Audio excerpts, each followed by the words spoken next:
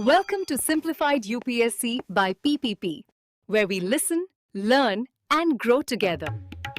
Detailed notes in English and Hindi, plus practice questions for prelims and mains, only on our Telegram channel. Link in description. Want early access to all videos of this series? Join our paid Telegram group for just 499 rupees. One-time payment, lifetime access. WhatsApp now to join us. Simplified UPSC by PPP channel पर आप सभी aspirants का फिर से स्वागत है। दोस्तों, आज हम वर्ल्ड हिस्ट्री के एक ऐसे पन्ने को पलटने जा रहे हैं जो न सिर्फ दिलचस्प है बल्कि यूपीएससी के लिहाज से बेहद महत्वपूर्ण भी है। हम बात करेंगे रोमन गणराज्य की नींव की, foundations of the Roman Republic. हाँ, और हमारी ये पूरी चर्चा मेडोकोला की वर्ल्ड हिस्ट्री पुस्तक पैटर्न्स ऑफ इंटरैक्शन के चैप्टर 6 सेक्शन 1 पर आधारित होगी। आज हमारा इरादा सिर्फ ऊपरी तौर पर बात करना नहीं है, बल्कि इस सोर्स में गहराई तक उतरना है। बिल्कुल, हमारा मिशन है इस सोर्स से हर जरूरी तथ्य, हर नाम, हर तारीख, हर व्यवस्था और हर परिभाषा को निकालना। ये रोमन गणराज्य की एक ठोस फाउंडेशनल समझ बनाने के लिए बहुत जरूरी है ना? एकदम सही, खासकर यूपीएससी परीक्षा के नजरिए से। तो आज हमारा जोर विस्तार यानी डिटेल पर ज्यादा रहेगा, संक्षेप या ब्रेविटी पर कम।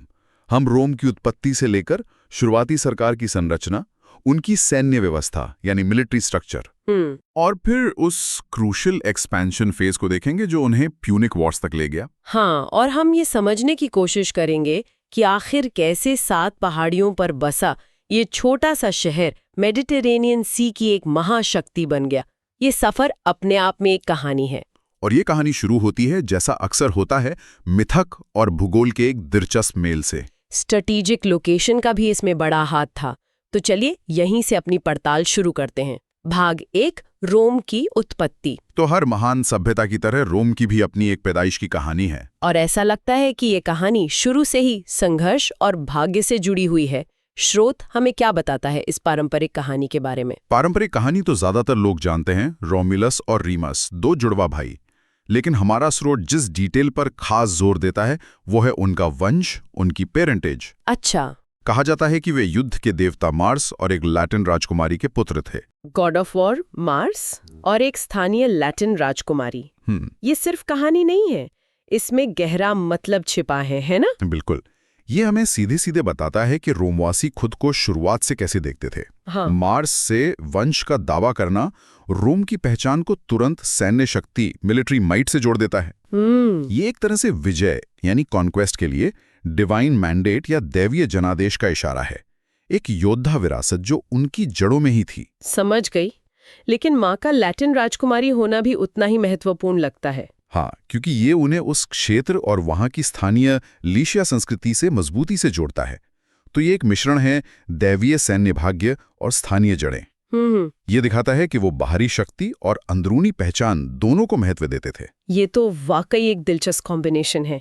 ये उनके बाद के अप्रोच को भी दिखाता है, सैन्य बल से हावी होना और फिर स्थानीय आबादी को अपने में मिला लेना, सिमुलेट करना। ये सारी बातें उनके फाउंडिंग मिथ में ही छुपी ही हैं। बिल्कुल। अब मिथक से आगे बढ़कर जरा जमीन की हकीकत देखते हैं। भूगोल। आपने स्ट्रेटेजिक लोकेशन का जिक्र किया था, ये कितना अहम था? भूगोल रोम की कामयाबी के लिए बेहद जरूरी था। शहर इटालियन पेनिनसुला पर स्थित है, जो उसे मेडिटेरेनियन में एक सेंट्रल पोजीशन देता है, व्यापार और नियंत्रण दोनों के लिहाज से। हाँ, लोकेशन तो प्राइम थी। और स्थानीय स्तर पर ये टाइबर नदी पर बसा था। टाइबर नदी पर होने का क्या फायदा था? इससे उन्हें समुद्र तक व्यापार के लिए एक्सेस तो मिला, लेकिन शहर नदी के थोड़ा अंदर होने की वजह से समुद्री डाकुओं या सीधे नौसैनिक हमलों से कुछ हद तक सुरक्षित भी रहा। अच्छा, तो नदी तक पहुंच और थोड़ी सुरक्षा, सेंट्रल लोकेशन भी हो गई। और कुछ? और हाँ, मशहूर 7 हिल्स, 7 पहाड़ियां। रोम इन्हीं पहाड़ियों पर बना था, जिससे उसे प्राकृतिक सुरक्षा, नेचुरल डिफेंसिव एडवांटेजेस मिले। किलेबंदी करना आसान था और ऊंची जगह से निगरानी रखना भी बेहतर था। तो सेंट्रलिटी, नदी तक पहुंच और डिफेंसिबिलिटी, तीनों चीजें एक साथ, एक बहुत मजबूत शुरुआत।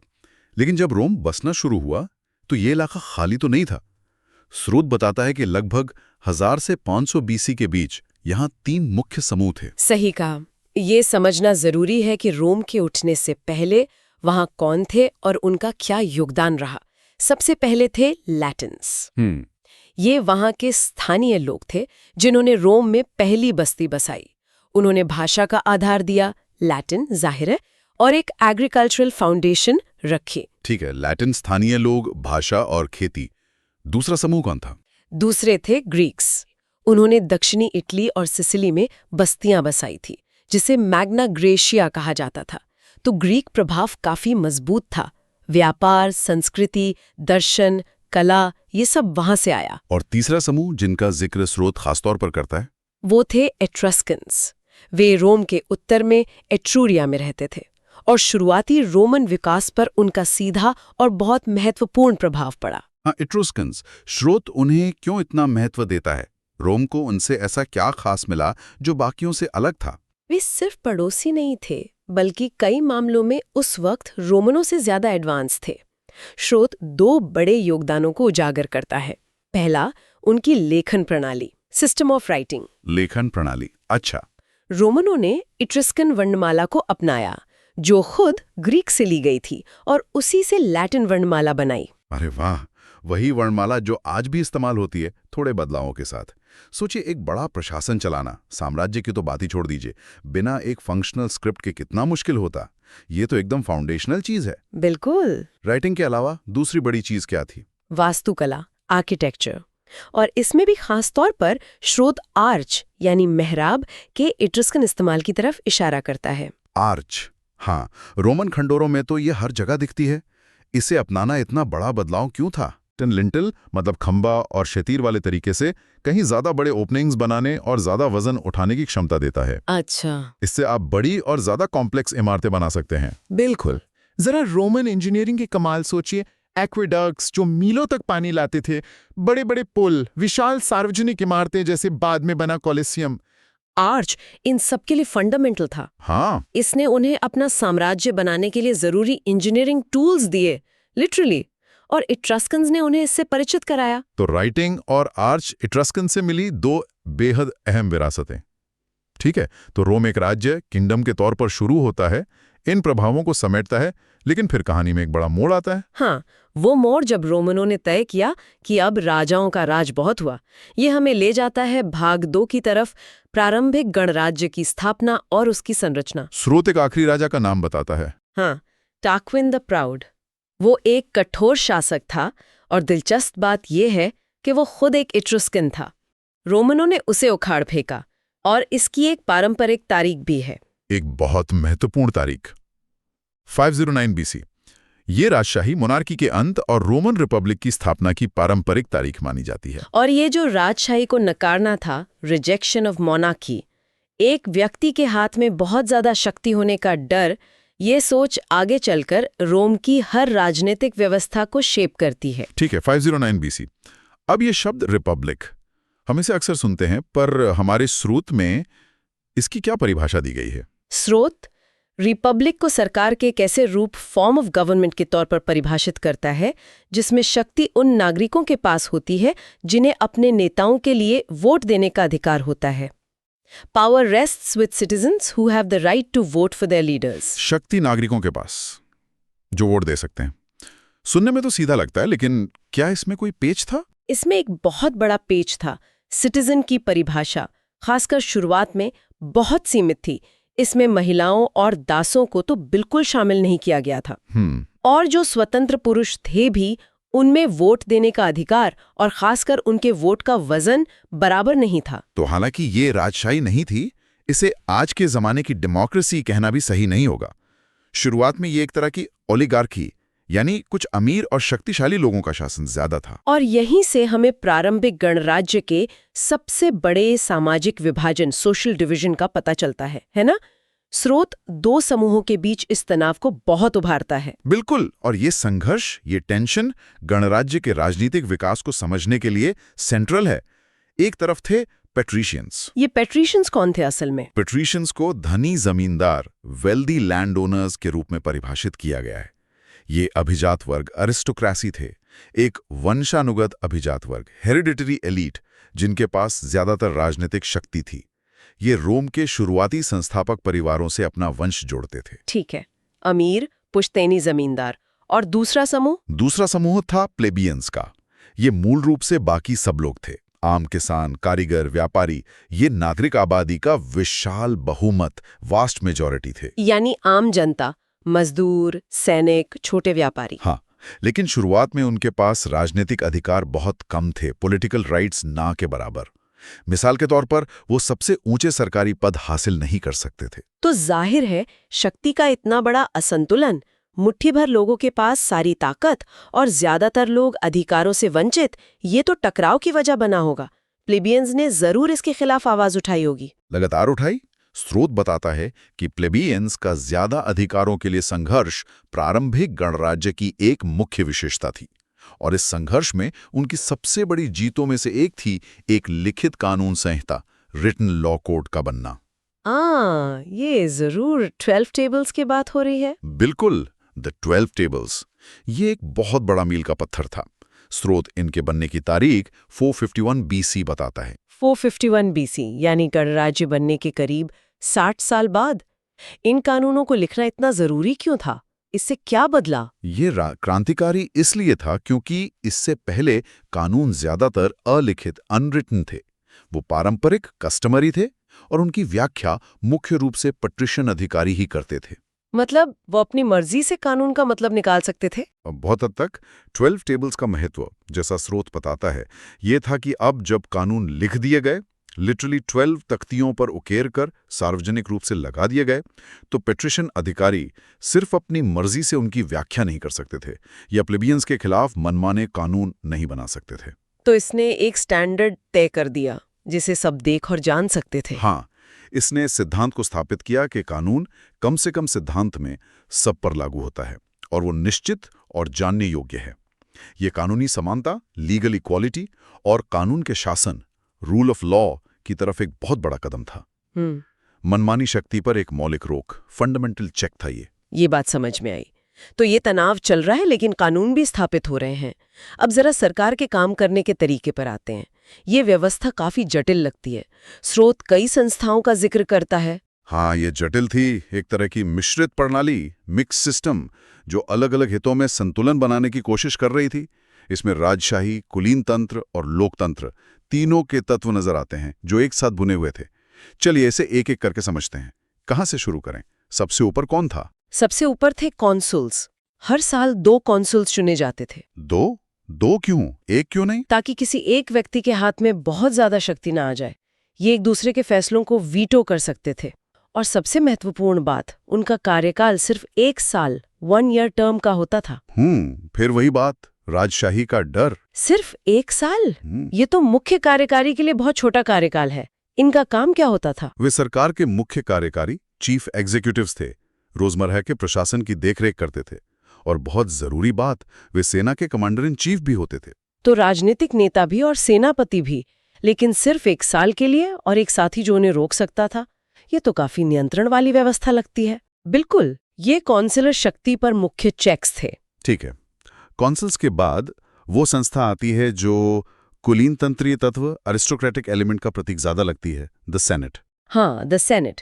ये वाकई राज्य का आधार, एंकर थी, खासकर अभिजात वर्ग के लिए। इसमें 300 सदस्य होते थे। और ये सदस्य कौन होते थे? वे खास तौर पर अभिजात वर्ग, पेट्रिशियन वर्ग से चुने जाते थे। और यहाँ कौंसिल से एक बड़ा फर्क है।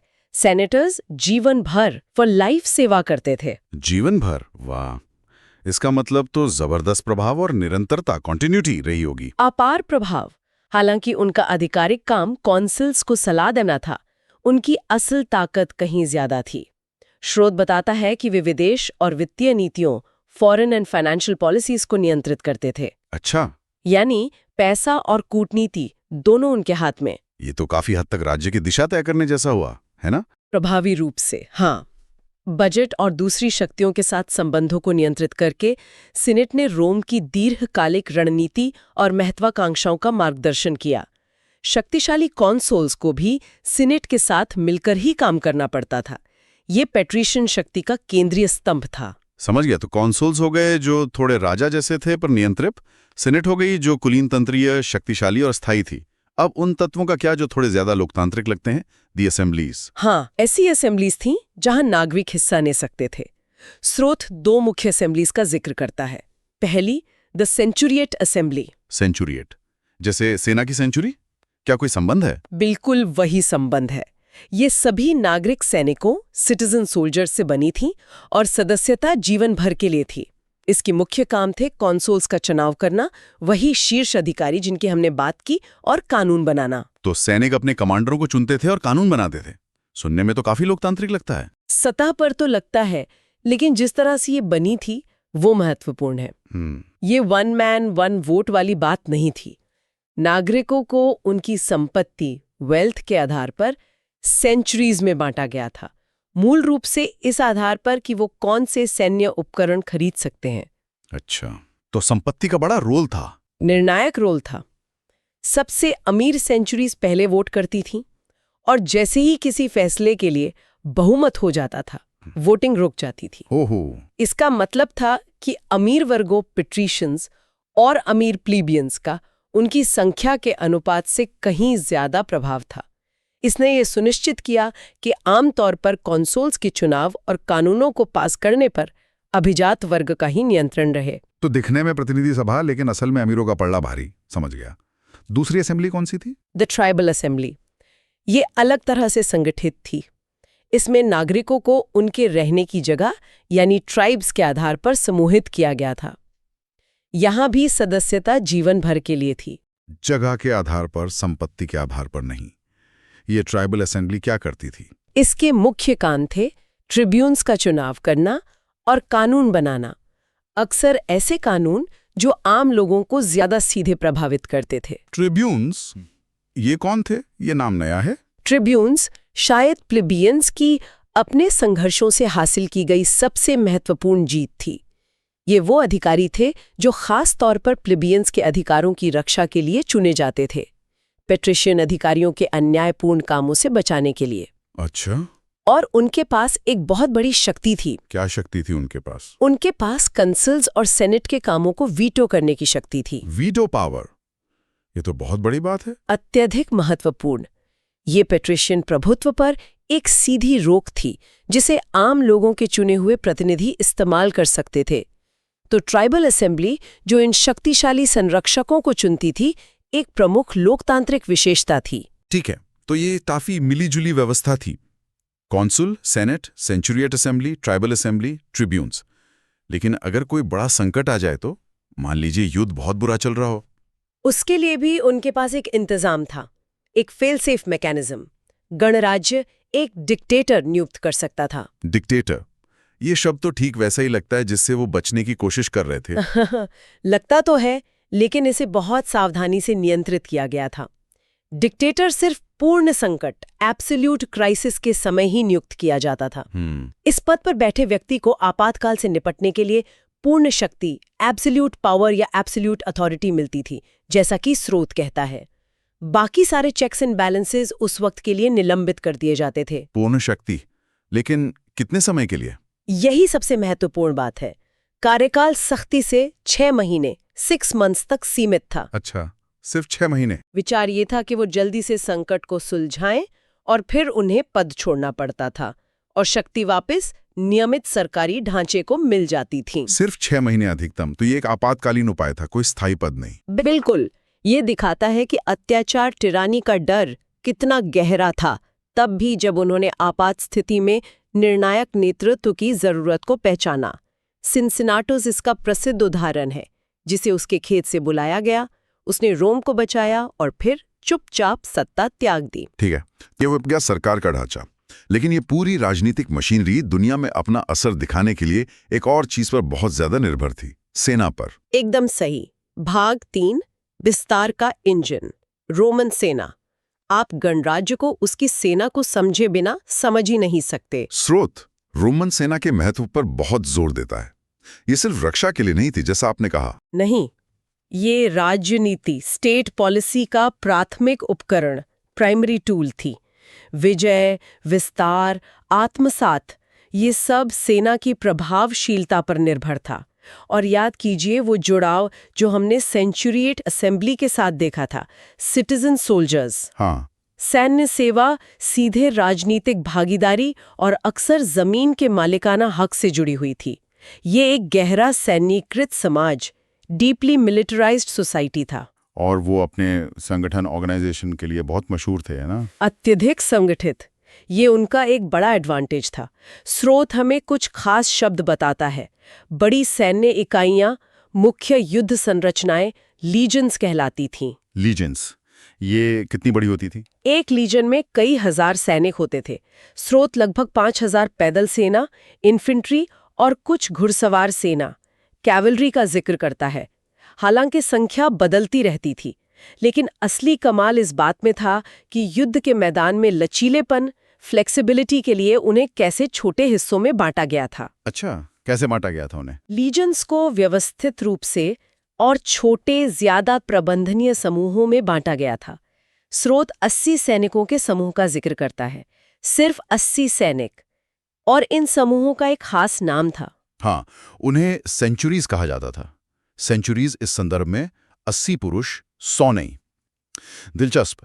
इस संरचना का क्या फायदा था? सेंचुरी में बंटने से उन्हें क्या मदद मिली? इसने उन्हें जबरदस्त सामरिक लचीलापन, टैक्टिकल फ्लेक्सिबिलिटी दी। मिसाल के तौर पर ठोस ग्रीक फैलेंक्स के मुकाबले, जो सामने से बहुत शक्तिशाली था लेकिन हिलने डुलने में भारी था। हाँ, वो तो एकदम दीवार जाता था।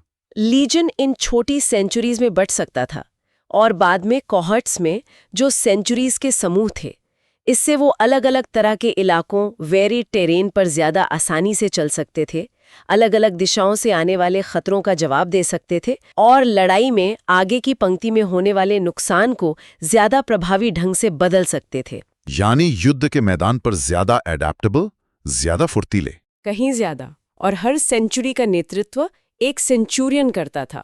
ये एक नॉन कमीशन्ड ऑफिसर होता था जो अक्सर सैनिकों के बीच से ही तरक्की पाता था और अपने अनुशासन और अनुभव के लिए जाना जाता था। अच्छा, ये जो पूरी विस्तृत पदानुक्रमित संरचना, हायरार्किकल स्ट्रक्चर थी, कौंसिल से लेकर अपने 80 सैनिकों का नेतृत्व करने वाले सेंचुरियन तक, इसने रोमन सेना को अविश्वसनीय रूप से अनुशासित और प्रभावी बनाया। वो संगठनात्मक कठोरता, ऑर्गेनाइजेशनल रिगर रोम की पहचान थी। सही कहा, वो प्रशासनिक कुशलता यहाँ भी नजर आती है। ठीक है, तो हमारे पास ये बेहद असरदार सैन्य मशीन है। अब चलते हैं भाग 4 पर। रोम अपनी शक्ति फैलाता है। उन्होंने इस सेना और अपनी राजनीतिक व्यवस्था का इस्तेमाल विस्तार के लिए कैसे किया? विस्तार का पहला बड़ा चरण था इटालियन पेनिनसुला पर ही अपना नियंत्रण मजबूत करना। और स्रोत एक तारीख बताता है जब तक उन्होंने ये काम काफी हद तक पूरा कर लिया था। हाँ, 265 बीसी तक रोम ने पो वैली के दक्षिण में लगभग पूरे इटली को अपने नियंत्रण में ले लिया था। 265 बीसी। लेकिन जीतना एक बात है, जीते हुए इलाके पर कब्जा बनाए रखना दूसरी। रोम ने उन लोगों का प्रबंधन कैसे किया जिन्हें उन्होंने जीता था? क्या वो बस उन पर सख्ती से शासन करते थे? यहीं पर रोमन राजनीतिक रणनीति शायद उनकी सैन्य रणनीति से भी ज्यादा शानदार साबित हुई। उन्होंने सभी जीते हुए लोगों के साथ एक जैसा बर्ताव नहीं किया।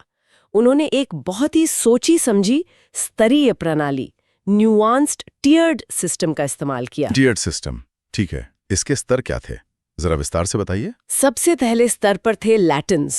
ये रोम के सबसे करीबी लोग थे, सांस्कृतिक और भौगोलिक रूप से। उन्हें आमतौर पर पूर्ण नागरिकता, फुल सिटीजनशिप दी गई थी। Full citizenship? हाँ, इसमें वोट देने और पद धारण करने का अधिकार भी शामिल था। पूर्ण रोमन नागरिकता, ये तो बहुत स्मार्ट कदम था। अपने सबसे करीबी पड़ोसियों को पूरी तरह अपनाकर रोम ने अपने हृदय स्थल हार्टलैंड को सुरक्षित कर लिया और वफादार नागरिकों और सैनिकों का एक बड़ा पूल बना लिया। अपनी दहलीज पर बगावत का कोई खतरा नहीं। Citizenship without the vote. Vote के बिना नागरिकता, इसका क्या मतलब हुआ? इसका मतलब था कि उनके पास रोमन नागरिकों वाले कानूनी अधिकार और संरक्षण थे, जैसे संपत्ति का अधिकार, व्यापार का अधिकार, रोमन कानून के तहत सुरक्षा, लेकिन वे रोम में राजनीतिक प्रक्रिया में सीधे हिस्सा नहीं ले सकते थे। अच्छा। इससे उन्हें रोमन व्यवस्था में एक हिस्सेदारी मिली, वफादारी को बढ़ावा मिला, लेकिन रोम की मौजूदा राजनीतिक संरचना पर बाहरी मतदाताओं का एकदम से बोझ नहीं पड़ा। तो अधिकार और फायदे तो मिले, पर पूरी राजनीतिक शक्ति नहीं। वाकई चालाकी भरा कदम। क्या कोई तीसरा स्तर भी था? हाँ, द एलाइज ऑफ रोम। ये इटली में अन्य राज्य या लोग थे जिन्हें सीधे नागरिक के रूप में शामिल नहीं किया गया था। वे अपने स्थानीय मामलों में तकनीकी रूप से स्वतंत्र थे। ठीक है, तो उन्हें अकेला छोड़ दिया गया, लेकिन इसकी कोई शर्त जरूर होगी। शर्त ये थी कि स्वायत्तता, ऑटोनॉमी के बदले में उन्हें जब भी रोम मांग करता, रोमन सेना को सैनिक ट्रूप्स मुहैया कराने पड़ते थे। वे आमतौर पर रोम को कर नहीं देते थे, लेकिन सैनिक जरूर देते थे। हाँ, तो रोम को उन पर सीधे शासन करने के प्रशासनिक बोझ के बिना ही जनशक्ति, मैन पावर मिल जाती थी। बिल्कुल, ये एक अविश्वसनीय रूप से प्रभावी प्रणाली थी। कोर के लिए पूर्ण नागरिक, एकीकरण के लिए आंशिक नागरिक और जनशक्ति के लिए सहयोगी।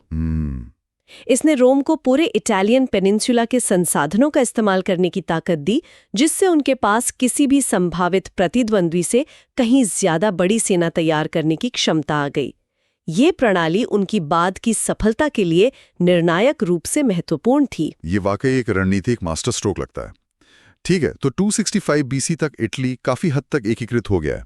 अब रोम की नजरें कहाँ जाती हैं? पश्चिम की ओर, समुद्र के पार, और ये उन्हें सीधे पश्चिमी भूमध्य सागर की दूसरी बड़ी शक्ति के साथ टकराव में ले आता है, कार्थेज। कार्थेज, उत्तरी अफ्रीका का वो महान व्यापारिक शहर। और यहीं से प्यूनिक वॉर्स की शुरुआत होती है ना? हाँ, द प्यूनिक वॉर्स। प्यूनिक नाम कार्थेजिनियंस के लिए रोमन शब्द से आया है, जो मूल रूप से फोनेशियन उपनिवेशवादी थे। स्रोत के अनुसार इन्हें रोम और कार्थेज के बीच लड़े गए 3 युद्धों की श्रृंखला के रूप में बताता है, जो एक लंबी अवधि 264 से 146 बीसी तक चले। एक सदी से भी ज्यादा लंबा संघर्ष। चलिए इन्हें एक एक करके देखते हैं। पहला प्यूनिक वॉर, ये कब शुरू हुआ और मुख्य मुद्दा क्या था? ये 264 बीसी में शुरू हुआ। केंद्रीय कारण स्रोत के अनुसार सिसिली और व्यापक रूप से पश्चिमी भूमध्य सागर पर नियंत्रण के लिए प्रतिस्पर्धा थी। सिसिली, जो इटली और कार्थेज के बीच एक बड़ा उपजाऊ द्वीप है, मुख्य फ्लैश पॉइंट बना। तो इलाके और प्रभाव की लड़ाई। रोम इस समय तक मुख्य रूप से एक जमीनी ताकत था, है ना? ये लड़ाई कैसे लड़ी गई? थे कार्थेज के पास शुरू में बेहतर नौसेना, सुपीरियर नेवी थी, लेकिन रोमन अविश्वसनीय रूप से दृढ़ थे। उन्होंने लगभग 0 से 1 नौसेना खड़ी की, तुरंत नौसैनिक युद्ध सीखा। अच्छा। और मशहूर किस्सा है कि उन्होंने एक पकड़े गए कार्थेजिनियन युद्धपोत की नकल करके अपने जहाज बनाए। वाह, नकल करके नौसेना बना ली। नतीजा क्या निकला पहले युद्ध का? रोम जीता। ये एक लंबा और मुश्किल युद्ध था, लेकिन रोम की जीत ने उन्हें सिसिली का नियंत्रण दिया और उन्हें एक प्रमुख नौसेनक शक्ति के रूप में स्थापित किया, जिसने समुद्र में कार्थेज के प्रभुत्व को चुनौती दी। इसने अगले और ज्यादा भयानक दौर के लिए मंच तैयार कर दिया। ठीक है, तो दूसरा दौर, सेकेंड प्यूनिक वॉर, ये तो बहुत मशहूर हैनिबल वाला युद्ध। हाँ, ये वही है जिसे सब याद रखते हैं। इसमें शामिल था शानदार कार्थेजिनियन जनरल हैनिबल। उसकी बड़ी रणनीति क्या थी? उसने सीधे समुद्र से रोम पर हमला क्यों नहीं किया? नहीं, और यही बात इसे इतना साहसी बनाती है। ये जानते हुए कि रोम के पास अब नौसैनिक ताकत है, हैनिबल ने इटली पर जमीन से हमला करने, लैंड इन्वेजन का फैसला किया। जमीन से? हाँ, और जिस तरह से उसने ये किया वो इतिहास बन गया। उसने अपनी सेना, जिसमें पैदल सेना, घुड़सवार सेना और मशहूर हाथी एलिफेंट शामिल थे, को स्पेन से गॉल, आधुनिक फ्रांस के पार और फिर एल्प्स पहाड़ों के पार मार्च कराया। हाथियों के साथ एल्प्स पार करना, ये तो पागलपन लगता है। ये लॉजिस्टिक्स और दृढ़ संकल्प का एक अविश्वसनीय कारनामा था और इसने रोमनों को पूरी तरह से चौंका दिया। जरा सोचिए उस मनोवैज्ञानिक सदमे के बारे में। दुश्मन की सेना उत्तर से उन पहाड़ों से उतर रही है जिन्हें ऐसी ताकत के लिए अगम्य माना जाता था। सीधे इटली पर हमला करके हैनिबल हासिल क्या करना चाहता था? उसका लक्ष्य क्या था? उसका लक्ष्य बहुत स्ट्रैटेजिक था। इटली में रोमन सेनाओं को हराना, उनका मनोबल तोड़ना और सबसे जरूरी रोम के इटालियन एलाइज, वो लोग जिन्हें आंशिक नागरिकता या सहयोगी का दर्जा मिला था, उन्हें रोमन नियंत्रण से अलग करना। अच्छा। अगर वो रोम की मैन पावर सिस्टम को तोड़ सकता तो वो रोम को तोड़ सकता था। और क्या वो शुरू में कामयाब हुआ? उसने चौंकाने वाली जीतें हासिल की। कहने जैसी लड़ाइयां रोम के लिए विनाशकारी हार थी, उनके इतिहास की सबसे बुरी हारों में से कुछ। उसने कई सालों तक इतालवी ग्रामीण इलाकों में तबाही मचाई। लेकिन फिर भी रोम टिका रहा, ऐसा कैसे हुआ? हाँ, रोम की व्यवस्था टिकी रही।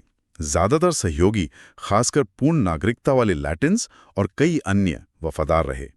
रोम ने भयानक नुकसान झेले, लेकिन उन्होंने बातचीत करने से इनकार कर दिया और बस नई सेनाएं खड़ी करते हैं। हैनिबल वो निर्णायक चोट नहीं कर सका जिससे रोम टूट जाए। तो रोम झुका पर टूटा नहीं। आखिरकार उन्होंने बाजी कैसे पलटी? स्रोत यहाँ रोमन जनरल स्किपियो पर रोशनी डालता है। उसने महसूस किया कि इटली में हैनिबल का पीछा करते रहना काम नहीं कर रहा था। इसलिए स्किपियो ने खुद एक साहसी रणनीति अपनाई। उसने एक रोमन सेना ली और सीधे उत्तरी अफ्रीका में कार्थाजीनियन इलाके पर हमला कर दिया। लड़ाई को हैनिबल के घर ले गया। बिल्कुल। इसने कार्थेज को मजबूर किया कि वो शहर की रक्षा के लिए हैनिबल को इटली से वापस बुलाए। स्किपियो ने फिर कार्थेज के पास जामा की लड़ाई में हैनिबल को निर्णायक रूप से हरा दिया। तो आखिरकार स्किपियो ने हैनिबल को मात दी। हाँ, उसने दी। स्किपियो की जीत ने दूसरे प्यूनिक वॉर को समाप्त किया, रोम को बचाया और कार्थेज को गंभीर रूप से कमजोर कर दिया। इस जीत के बाद वो स्किपियो अफ्रीकानस के नाम से जाना गया। ये तो गणराज्य के लिए एक निर्णायक मोड़ था, लेकिन फिर भी एक तीसरा प्यूनिक वॉर हुआ। अब लड़ने के लिए क्या बचा था? तीसरा प्यूनिक वॉर सच कहें तो एक युद्ध से ज्यादा रोमन डर और बदले की भावना से प्रेरित अंतिम हिसाब किताब था।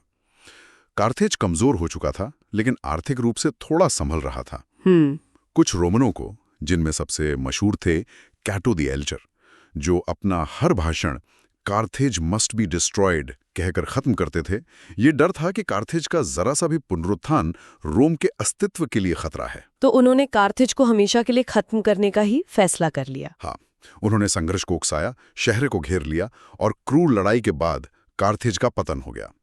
इस अंतिम अध्याय की तारीख है 146 BC। 146 BC। और कार्थेज का क्या हश्र हुआ? स्रोत इसके विनाश के बारे में क्या कहता है? शहर को जमींदोज कर दिया गया, लेवल्ड टू द ग्राउंड। इसके निवासियों को या तो मार दिया गया या गुलामी में भेज दिया गया। कहा जाता है कि जमीन पर नमक बो दिया गया ताकि वहां फिर कुछ उग ना सके। बाप रे। रोम उसे सचमुच नक्शे से मिटा देना चाहता था। वाकई एक क्रूर अंत। अत्यंत क्रूर। इसने पश्चिमी भूमध्य सागर में रोमन प्रभुत्व के लिए किसी भी गंभीर चुनौती का अंत कर दिया। रोम अब निर्विवाद स्वामी, अनडिस्प्यूटेड मास्टर बन चुका था। ठीक है, तो ये हमें इस फाउंडेशनल पीरियड के अंत तक लाता है जो सेक्शन 1 में कवर किया गया है। चलिए अब इसे समेटने की कोशिश करते हैं। हमने बहुत सारे डिटेल्स देखे हैं। हाँ, काफी कुछ कवर किया है। मार्स के पुत्रों द्वारा मिथिकल फाउंडिंग से लेकर इट्रिस्कन प्रभाव जैसे अल्फाबेट और आर्च तक। फिर 509 BC में गणराज्य की स्थापना, राजा तार्क्विन का निष्कासन, पेट्रिशियंस और प्लेबियंस के बीच वो महत्वपूर्ण वर्ग संघर्ष, क्लास स्ट्रगल, जिसके कारण 451 BC में 12 टेबल्स बनी, वो लिखित कानून संहिता। फिर वो जटिल सरकार, 2 कॉन्सोल्स जिनका कार्यकाल सिर्फ 1 साल था, शक्तिशाली 300 सदस्यीय सेनेट जो जीवन भर सेवा करते थे, सेंचुरिएट और ट्राइबल जैसी अलग अलग असेंबलीज। हाँ, और आखिर में वो जबरदस्त सैन्य हथियार, 80 पुरुषों की सेंचुरीज वाली अत्यधिक संगठित लीजन, जिसने उन्हें 265 BC तक इटली जीतने में मदद की, नागरिकता और सहयोगियों की उस चालाक टियर्ड सिस्टम का इस्तेमाल करके। और अंत में कार्थेज के साथ वो सदी भर का संघर्ष, प्यूनिक वॉर्स, हैनिबल का एल्प्स पार करना, स्किपियो का पलटवार और 146 BC में कार्थेज का वो अंतिम संपूर्ण विनाश। तो इन सब बातों को एक साथ रखकर देखें तो इस दौर से बड़े टेकअवेज क्या हैं? कौन से मुख्य पैटर्न स्थापित हुए? मुझे लगता है कि इस शुरुआती दौर से 2 बहुत ही महत्वपूर्ण रोमन पैटर्न उभर कर आते हैं जो उनकी लंबे समय तक चली सफलता की व्याख्या करते हैं। पहला, उन्होंने कानून और शासन की एक वाकई परिष्कृत और आश्चर्यजनक रूप से लचीली प्रणाली विकसित की। हाँ, जैसे 12 टेबल्स, वो mixed constitution, checks and balances जैसे काउंसिल का वीटो या ट्रिब्यून का वीटो। इसने एक ऐसी संरचना बनाई जो आंतरिक संघर्षों को संभाल सकती थी और पूरी तरह ढहने के बजाय समय के साथ अडैप्ट हो सकती थी। बिल्कुल। एक तरह से जटिलता के जरिए लचीलापन, रेजिलियंस। बिल्कुल। और दूसरा, उन्होंने अपने समाज को सैन्यकृत करने और अलग अलग लोगों को अपनी व्यवस्था में आत्मसात करने, एसिमिलेट करने की एक बिल्कुल अनोखी क्षमता दिखाई। हाँ। लीजन की प्रभावशीलता, उस टियर्ड सिटीजनशिप के साथ मिलकर कुछ के लिए पूरे अधिकार, दूसरों के लिए आंशिक सहयोगी सैनिक प्रदान करते हुए इसने जनशक्ति और स्थिरता का एक ऐसा लगातार ताज़ा होने वाला स्रोत बनाया जिसे दूसरे प्राचीन राज्य दोहरा नहीं सके। सही बात है। उन्होंने सिर्फ जीता नहीं, उन्होंने लोगों को अपने में मिला लिया, एब्जॉर्ब कर लिया। हाँ, पूर्व दुश्मनों को सैनिकों या नागरिकों में बदलने की वो क्षमता वाकई निर्णायक लगती है। ठीक है, तो ये मंच तैयार हो गया, लेकिन चलिए श्रोताओं के लिए एक विचार के साथ समाप्त करते हैं, कुछ ऐसा जिस पर वो उन डिटेल्स के आधार पर सोच सकें जिनकी हमने चर्चा की है। हमने कॉन्सुल्स की बात की, शीर्ष नेता, कमांडर इन चीफ, और कैसे उनका कार्यकाल सख्ती से 1 साल तक सीमित था। खासतौर पर किसी को बहुत शक्तिशाली बनने से रोकने के लिए, है ना? एक और राजा को उभरने से रोकने के लिए। सही का, अत्याचार के खिलाफ एक सुरक्षा उपाय। लेकिन यहां एक विचार है। रोम मूल रूप से एक सैन्य राज्य, मिलिट्री स्टेट था। हाँ, उसका अस्तित्व और विस्तार उन लीजन्स का नेतृत्व करने वाले सफल जनरलों पर निर्भर था। ठीक है, तो इस निर्भरता को देखते हुए ये जो सुरक्षा उपाय था, हर साल कमान का इतनी तेजी से बदलना, टर्नओवर, ये बाद में एक अलग तरह की समस्या कैसे पैदा कर सकता था? आपका क्या मतलब है? क्या ऐसा हो सकता है कि ये लगातार फेरबदल, शफलिंग, जिसे व्यक्तिगत सत्ता हथियाने से रोकने के लिए डिजाइन किया गया था, अनजाने में बाद के उन ताकतवर लोगों के लिए रास्ता बना सकता था, जैसे मारियस, सुला, पॉम्पे और अंततः जूलियस सीजर जैसे जनरलों के लिए? आप उन जनरल्स की बात कर रहे हैं जिन्होंने सालों तक उन्हीं वफादार लीजन्स के साथ अभियान चलाए, अपनी व्यक्तिगत प्रतिष्ठा और सैनिकों की वफादारी बनाई, जिसने आखिरकार उन्हें उन पुराने रिपब्लिकन चेक्स एंड बैलेंसेस को पूरी तरह से नजरअंदाज करने की ताकत दे दी। बिल्कुल। तो क्या ये संभव है कि राजशाही को रोकने के लिए बनाया गया तंत्र अनजाने में बाद में एक नए प्रकार के सैन्य शक्तिशाली व्यक्ति, मिलिट्री स्ट्रॉन्गमैन के उदय के लिए परिस्थितियां बना सकता था? अच्छा, कोई ऐसा व्यक्ति जिसका शक्ति आधार सेना ही थी, रोम की राजनीतिक व्यवस्था नहीं। क्या ये मुमकिन है कि राजशाही का इलाज यानी गणराज्य अपने ही पतन के बीज अपने अंदर समेटे हुए था, जो शक्तिशाली जनरलों के हाथों हुआ? ये रोमन इतिहास की महान विडंबनाओं, ग्रेट आयरनीज में से एक है, जिसकी जड़ें उन्हीं मूलभूत संरचनाओं में है जिनकी हमने आज चर्चा की। सोचने वाली बात है, वाकई एक दिलचस्प विरोधाभास, पैराडॉक्स। तो दोस्तों, इसी विचार के साथ रोमन गणराज्य की नींव पर इस गहन चर्चा में शामिल होने के लिए धन्यवाद। उम्मीद है आपको यह एनालिसिस पसंद आया होगा। अगर हाँ, तो इसे लाइक और शेयर करना ना भूलें और simplified UPSC by PPP channel को सब्सक्राइब जरूर करें। आपके कोई भी प्रश्न या विचार हो तो नीचे कमेंट सेक्शन में हमें जरूर बताएं। मिलते हैं अगली गहरी चर्चा में। Thanks for watching. Follow us on Telegram and Instagram. Don't forget to like, share, and subscribe.